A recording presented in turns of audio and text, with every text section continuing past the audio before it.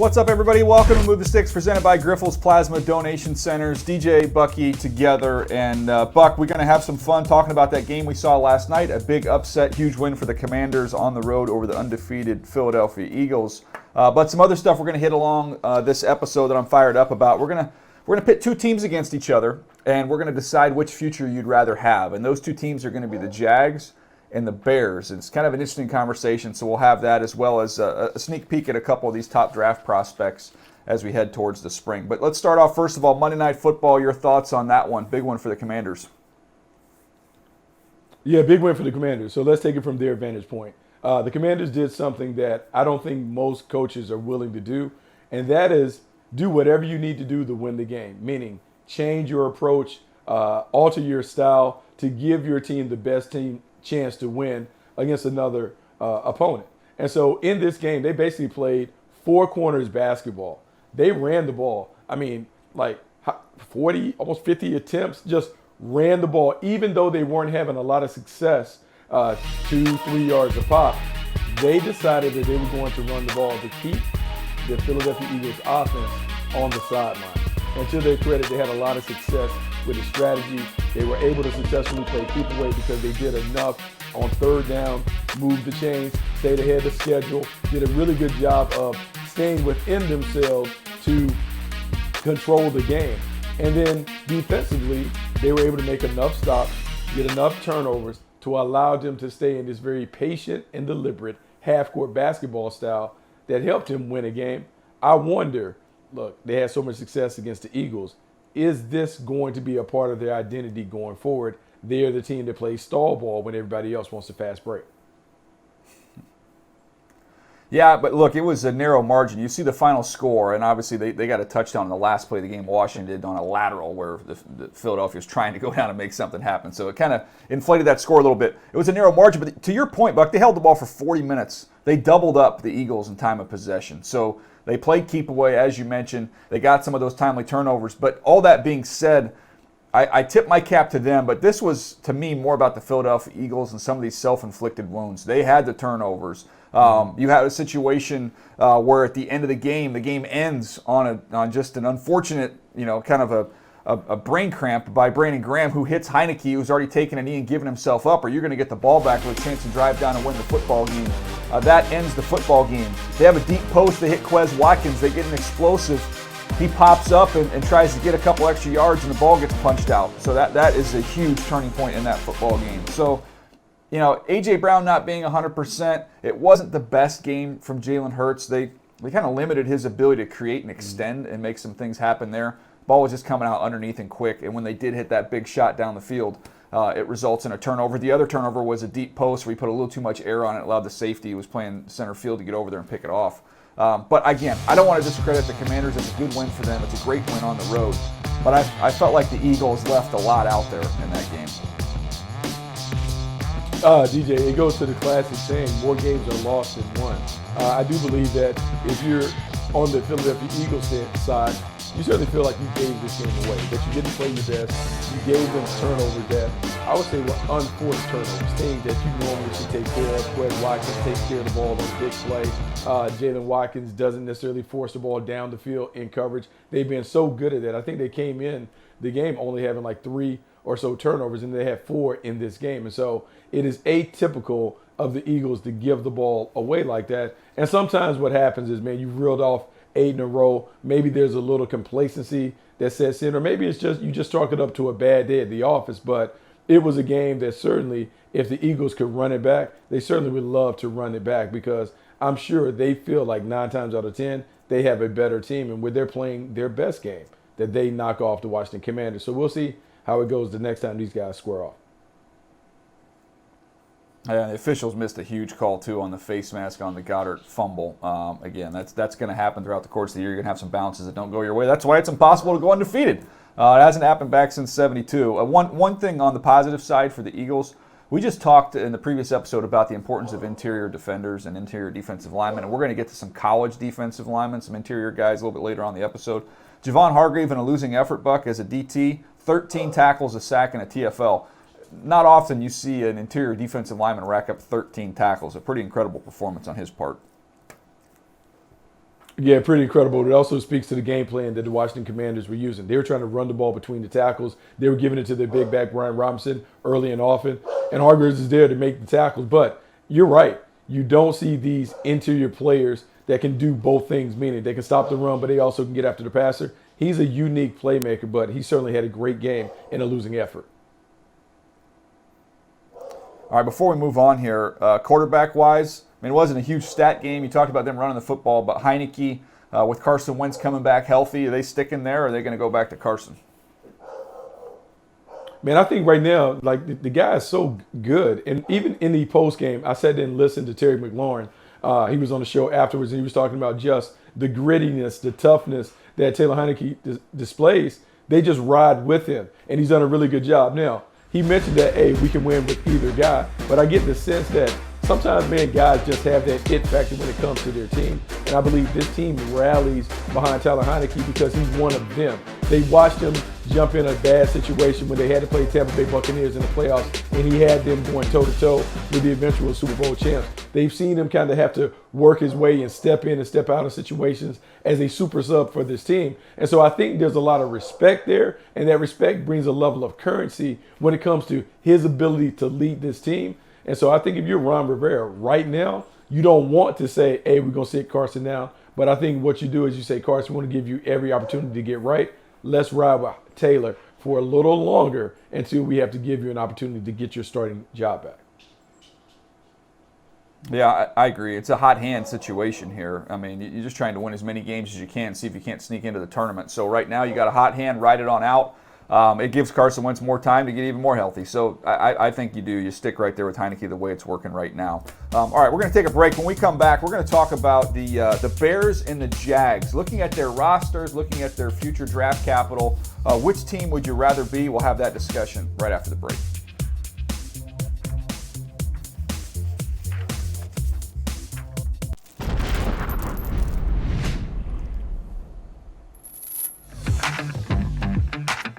NFL Plus is the league's new exclusive video streaming subscription service. NFL Plus has your game day covered with live local and primetime regular season and postseason games right on your phone or tablet. NFL Plus is available in the NFL app and at NFL.com.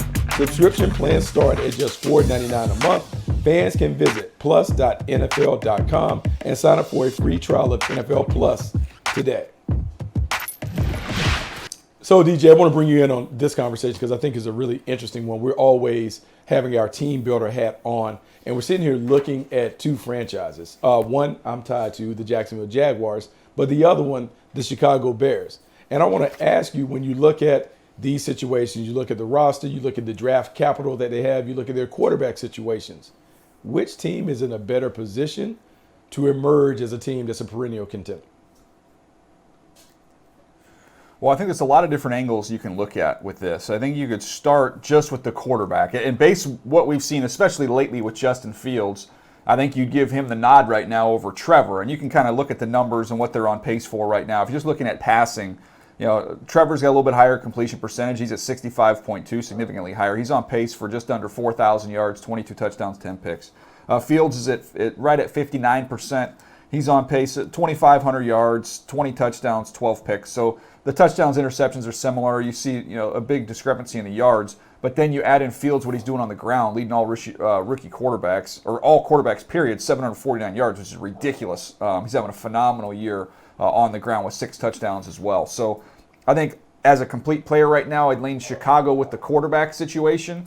But when I look at the entirety of the roster, and I take into account kind of how quickly I think they can get this team up, I think I would go with your Jags. When you look at some of the building pieces there with ETN, what we've seen from him, the 2 rushers you have, young, talented rushers with Josh Allen and Trayvon Walker, to go with Devin Lloyd, who looks like a star as a linebacker. You look on the back end with Tyson Campbell is going to be a big-time player. I think they have more. I think they have more players, a better nucleus going forward. But I think just the quarterback, you got to give the edge to the Bears. Yeah, no, this is a very interesting debate because, like, obviously, there's a little homer bias, and because I'm always around the Jaguars, I see them each and every week, and I do understand the talent that you point out. This is a very talented team that still needs a few other pieces, but they're good enough to compete at the highest level. When you talk about the quarterback is still the guy that we saw coming out of Clemson. He has big time arm talent. He has playmaking ability. He's been a little up and down. Some of that is on him in terms of the lack of what I would say on field maturity, in terms of understanding situations, when to take care of the ball, and those things, but also some of the pieces around him. This is a team that still lacks what I would call that explosive playmaker down the field. And when you have someone who can take the top off the defense, it alters the way people have to cover the rest of your staff. It will be interesting to see what he looks like when Calvin Ridley is available. If Calvin Ridley is able to play for the Jaguars, gives them a true number one, and it kind of slots everybody back into their natural pecking order. The pass rush that you talk about, Trayvon Walker, someone that is certainly coming on, Devin Lloyd, and I'll mention Chad Muma, two young guys playing linebacker that can really offer some playmaking ability.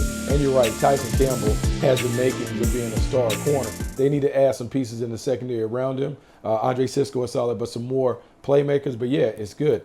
The thing about it, though, DJ, my eyes go to Chicago, and I'm looking at what Justin Fields is doing. And I'm looking at the real rebuild job that they've done on the fly for this offense.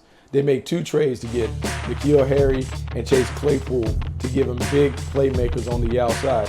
Not only because he's a guy who may struggle with his accuracy, so those guys expand the strike zone, but now that you've committed to running an offense that is more Baltimore Ravens-like than a traditional offense, you need big guys on the outside to block on the perimeter, so they have that.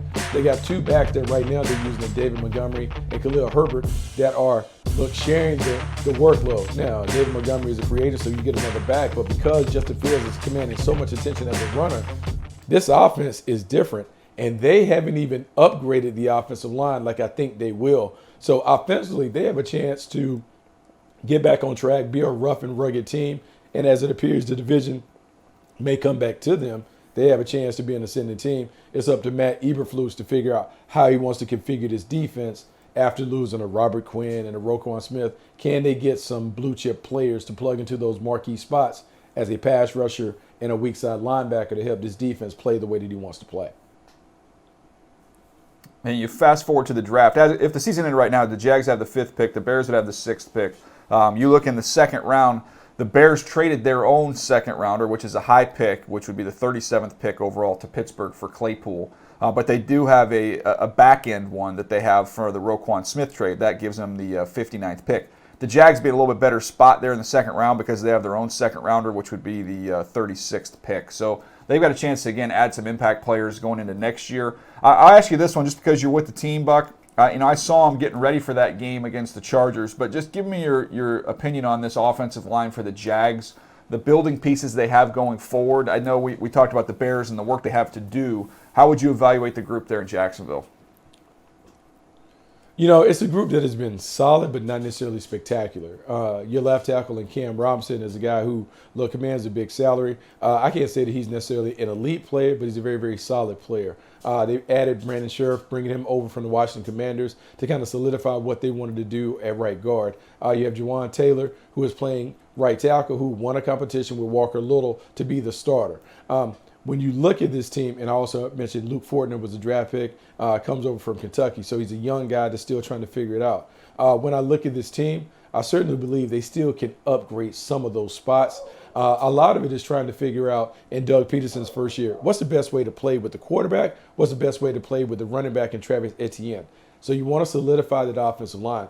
But if you ask me, Travis Etienne is a star, but I believe they need to pair him with another high-end running back so you can run the football and do some of the things that you want to do. So if he's getting 20 to 22 touches, I think you need a heavy back, a power back that can kind of do some of the other stuff. When Doug Peterson was with the Philadelphia Eagles, remember, when they won the Super Bowl, they had a collection of backs kind of sharing the load, but he always had a banger in LeGarrette Blount. They need their version of LeGarrette Blount, a big physical guy that can kind of set the tone and allow them to utilize some play action to go with the power running game to maybe manufacture some of those big plays down the field. Yeah, I mean, to kind of sum it up here, are we on the same page? Tell me if you're in agreement. Right now, in the quarterback battle, I give the slight edge to the Bears, but in the complete roster and where I'd want to be going forward with what they have, I think I'd rather be the Jags. Yeah, absolutely. I would say right now that Justin Fields has certainly been a guy who's had an explosion the last 4 or 5 games. I think, DJ, what's funny about the Justin Fields thing, we never saw him run like this at Ohio State. We knew he was athletic enough to do these things, but it wasn't like they utilized him in this fashion. He played more of a traditional quarterback who had athleticism. The way they're utilizing him now is kind of like Lamar Jackson was utilized in Louisville. If he shows this part of his game, I'm not saying that the evaluation changes, but certainly he's showing some of the stuff that we didn't fully see at Ohio State. No doubt. Well, it's going to be interesting to watch these two teams going forward. I do think they both have bright futures. I believe both these quarterbacks. I know some people have been down on Trevor. I think Trevor's going to be just fine. I'm seeing steps taken. You see it every week, Buck. I think he's going to be a really good player in this league, and I think the roster outside of him is in good shape. And I think the Bears, Ryan Poles, Ian Yates-Cunningham, they're going to do a good job rebuilding this offensive line. They're both their offensive line guys, so that's going to be a focus for them. I think you'll see that get turned around there in Chicago as well. All right, we're going to take a quick break. We're going to come back. We're going to take a peek at the Thursday night matchup we have, which is an interesting one between the Titans and the Packers. The Packers, by the way, just releasing a player. We'll get you that information right after the break, as well as look at a couple of these college DTs. They're going to be interesting draft prospects. We'll get to that right after this.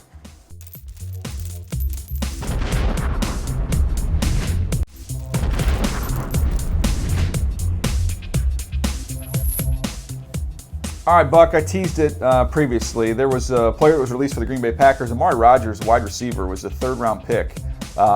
Interesting discussion there on him. I want to get your thoughts on this before we get to previewing this game, because I think there's a scouting takeaway that we could do here when you have a player that hasn't really worked out in Amari Rodgers. So I'll go back and look up the notes that I had on him coming out, and I want to compare him to another player and see what we missed or what I missed. Amari Rodgers was 5'0", 9'4", 212 pounds. Didn't have a 40. I don't think he ran that year. So that was, I believe that was the COVID year. So everybody's just running at pro days, and he wasn't able to run. Punt returner, quick hitters. He's strong. I thought he was really tough. They use him on jet sweeps. I thought he had concentration drops. Those are some of the notes on him. But here you have a player that's taken in that range that didn't work out, and the player I had rated just behind him a few spots, Amon-Ra St. Brown, who we could compare them as players coming out, very similar in terms of play style. Amon-Ra was 5'1", 114, 197, so a little lighter. He ran 4.59, so it wasn't a burner at the pro day. But when I go through and look at his notes, a lot of the toughness stuff, the football intelligence, working in traffic, shovels, physical after the catch. But the notes that I had in here on him that are different is he was quicker and efficient, like more efficient as a route runner. And I'm wondering if there's some takeaway we can have from that. One guy who's been wildly successful in that division, another guy who just got cut. Yeah, now I wonder, full disclosure for the Green Bay Packers, I think maybe at the time they had his older brother, Equinemius St. Brown, on the roster. And so maybe there was something where they didn't want to deal with that factor, whatever, in terms of taking brothers and et cetera, et cetera. I would say this, the two players to me were different in terms of how they were deployed and utilized during their collegiate careers. To me, Amon-Ra St. Brown showed number one potential, even though he was a little maybe smaller than you would necessarily want as a number one. I felt like Amari Rodgers was a pure slot receiver, and that was the only role that he would be able to play at the next level. It's really weird to me that it didn't work out for him in Green Bay. And I don't know if it's necessarily a prospect thing or a developmental thing, because the next thing that I would say is, well, let's look at and see, have any other young wide receivers developed and worked out for this coaching staff and this regime in recent years. And so with Amari Rodgers, he had the traits in terms of being a punt returner, to be someone that could be dynamic, that could be able to give them run after the catch. For whatever reason, it didn't work. And sometimes, man, you just need a change of environment to be able to maximize the player. I do remember at Clemson, man, he was a guy that was a very consistent chain mover. It just never materialized. And without having the intel inside the building of knowing, was it an ability to kind of master the scheme issue? Was it a lack of connectivity with him and Aaron Rodgers? There was something that is missing, because a guy who is as talented as he was and displayed the stuff that he displayed at Clemson, he should have been able to kind of crack the lineup and be a player for the Green Bay Packers, and it never materialized.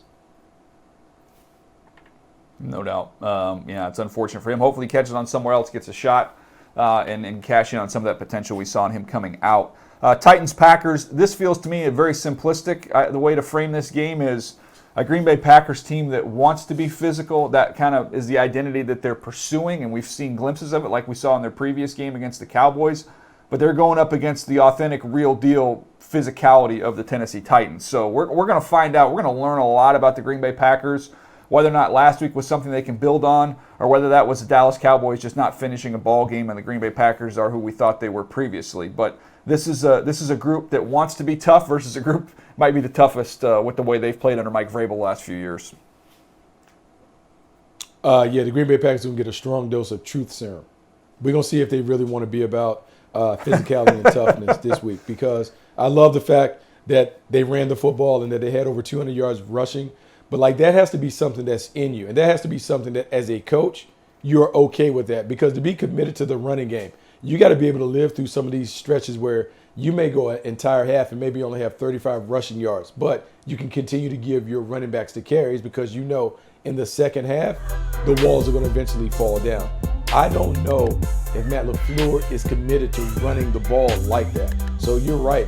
This test against the Tennessee Titans and what they present up front at the line of scrimmage is going to let us know if Matt LaFleur is willing to fully lean into being a physical smash mouth team, or if that was something that they just did in a one-off situation against the Dallas Cowboys. Yeah, I just think of, what was it? It was Rocky or Apollo? I think it was Rocky when he went to go shake hands or whatever, touch gloves with Drago, and he goes to like pound his gloves, and Drago's hands don't move. Like that's kind of what I get with this game right here. Like, okay, like you're gonna find out. We're gonna learn a lot about the Green Bay Packers and how physical they are. This is gonna test them in that way, big time. So looking forward to watching that game on Thursday night. Again, you can find that on Prime Video. That's at 8:15 Eastern. The game is also available on NFL Plus. We've talked a lot recently about interior defensive linemen, and I thought it'd be a good time to go over some of these top guys from the draft. So I went through and watched 3 guys in the last 24 hours, and I'll start first of all with Jalen Carter from Georgia. I went back and I see kind of what I thought of him over the summer, and then I know the stats aren't crazy. I know he's missed a little bit of time, hasn't been totally healthy, but I flipped on the tape. The first game I watched was Mississippi State, and I'm like, I'm in. Like, I'm convinced this dude has got explosion. His lower body, his ability to get off the ball, win on the edges. He's got instincts. There's a play I posted, Buck, where he gets upfield and wins. He sees it's an inside run. He spins back inside, makes the tackle. He's got moves with his hands. You see a push-pull. You'll see violent hands that he possesses. He's a complete player. He's a major disruptor along the interior of the line for Georgia, and somebody I think in a league that's looking for guys like this, he's going to go extremely high. DJ, I think it's funny because I think all you have to do is go back to the evaluations that we did last year and the guys that they had up front. And you're watching the tape and you're looking at all these guys. And you're like, oh, okay, there's Jordan Davis, and that's Nakobe Dean, and okay, there's Trayvon Walker. But hey, who's this guy? Like, who's this guy that's not on my list? Carter's still that same guy, man. Yeah. He's still a guy that steps up and shines. And I think what happens and what will happen for me is the success of the other guys immediately in the league this year will really make me go all in on him, because last year we had questions about the Georgia guys because of the lack of production. But the defense was a historic defense in the SEC and in college football. Well, now I'm less likely to worry about some of the production because I know the dominance is there, and I know that translates to the next level. This is a guy that has all the physical tools that you want and you covet at the position. He has the motor. And look, I know he's been coached the right way. He's going to play at a high level at the next level. And we've seen it, DJ. You remember we used to sit in rooms, and there are certain guys that may don a certain helmet that when they come from that school, they're going to play, and they're going to play well. Well, George is one of those schools, and he's one of those players. Yeah, 100%, man. He's an easy evaluation on the tape. So, we'll see. I don't know all the off-field stuff. We'll see how he is in that department. I literally have no idea. But, man, assuming he's just clean and there's no issues off the field, this is like a no-brainer top 5 type player in just about any draft class. All right, the next one from Baylor, Siaki Ika. This is a totally different type of player, 6'4", 350-plus pounds. He is a sit and anchor, two-gap nose tackle. He does have some sneaky quickness to be able to kind of get on an edge a little bit. They don't ask him to do a lot of it. It's just a lot of sit and clog and two-gap. Does have a little bit of range against the run. No sacks to speak of this year. He did have 4 last year. So I'm looking forward to go back and dig into some of that tape from the previous year. But if you're a team that, that values a big guy like that, you're going to take him. It's just hard, over the last few years to be somebody that doesn't offer a ton of pass rush as an interior defensive lineman. You don't traditionally see those guys go super high in the draft. I would think that probably carries over a little bit with him. But if you have issues with the run, you need big bodies. And some of these too high teams that play with light boxes, I think they'll like him a little bit more than others. Yeah, absolutely, DJ. And I think this is the thing. I think what you have to do when you're a team builder, you have to be able to kind of have a vision for how the league may shift. I think if we're paying real close attention to the way the league is going, we're beginning to see the running game kind of come back and being a very, very important factor in how teams are running their offense. And so as you're thinking about if that's coming back on offense, I better start gearing up my defense to be ready to stop that. And there's nothing like having a zero gap nose tackle that can command and control both A gaps. Regardless of the scheme, whether you want to tilt the nose or play him straight up in the two gap position, if you have someone who's heavy handed at that position and can make the center turtle up, it is an advantage for you. He has that ability. I don't think he's in the category of the Dexter Lawrences and some of those guys who have shown pass rush ability, but that's okay. I think there's a role for him, and I think you have to have a vision for how you want to play him and try and figure out where is that value early, because there's certainly a need for this kind of player in the league. It's just where do you value it in terms of the way that you're building your team to handle futures. Yeah, and I think we'll see too, with teams trying to, take away explosives and playing a lot of shell coverage, maybe bigger bodies are going to come back a little bit more up front, as you're mentioning, as teams start to run the football. So maybe that'll help his stock. Brian Brzee from Clemson, the third one that I popped in and watched. Flashes, you see some real flashes. They use him up and down the line. They move him all over the place in their front. You see him in a 4-point, you'll see him in a 3-point. But there's something to work with there, absolutely. Doesn't have a ton of production. He's got 2.5 sacks this year. He's only got 12 tackles so far this season. But somebody that I just heard a little bit about his personal story was his sister tragically passing away, and everything you hear about him from scouts that have rolled in there is that this guy's he's absolutely wired the way you like him to be wired. He's a great kid. So somebody that's going to be doing more work on him as we build through the process, but definitely I see the flashes that get people excited.